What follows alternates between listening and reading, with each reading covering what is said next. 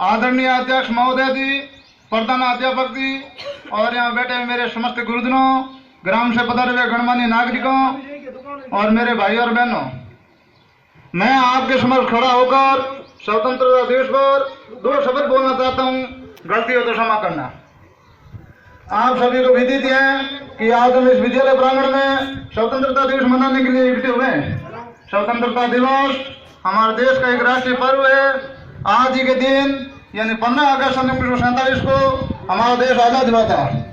देश की आजादी से पहले हमारे देश के कानून कायदे अंग्रेजों के द्वारा बने हुए चलते थे। अंग्रेज हमारे देश के लोगों पर अत्याचार करते थे। इस अत्याचार से तंग आकर हमारे देश के लोगों ने मन में ठान लिया कि इन अंग्रेजों को हमारे देश से किसी तरह बाहर निकालना है। तब हमारा देश अंग्रेजों के विरुद्ध आंदोलन करने लगे। इस आंदोलन में सरदार वीर भगत सिंह, चंद्रशेखर आजाद, लाला लाजपत राय, विपिन चंद्र पाल, बाल गंगाधर तिलक, तात्या टोपे, महात्मा गांधी, पंडित जवाहरलाल नेहरू, सरदार वल्लभ भाई पटेल, झांसी की रानी लक्ष्मीबाई और सुभाष चंद्र बोस आदि अनेक वीर सपूतों ने अंग्रेजों के साथ जमकर लोहा लिया और अंग्रेजों को बाहर छोड़ने के लिए मजबूर होना पड़ा। तब 14 अगस्त सन 1947 की रात्रि 12 बजे अंग्रेज एक भीगी बिल्ली की तरह भागना पड़ा। तब 15 अगस्त 1947 के दिन हमारे देश के लोगों में खुशी की लहर थी। इसी खुशी को बरकरार रखने और इसी दिन को याद रखने के लिए हम प्रति वर्ष पूरे देश के अंदर झंडा फहराते हैं और राष्ट्रभक्तों को याद किया जाता है। देश की आजादी के बाद हमारे देश में कानून व्यवस्था बनवाई गई और हमारे देश में संविधान बनाया गया। यह संविधान बाबा साहब डॉक्टर भीमराव अंबेडकर ने बनाया और 26 जनवरी सन 1950 को लागू किया गया। और इस संविधान को बनाने में 2 वर्ष 11 महीना 18 दिन लगे।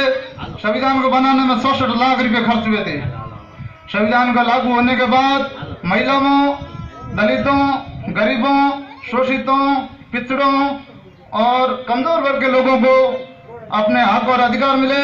शिक्षा का अधिकार मिला, समानता का अधिकार मिला और सार्वजनिक मंच पर बोलने का अधिकार मिला।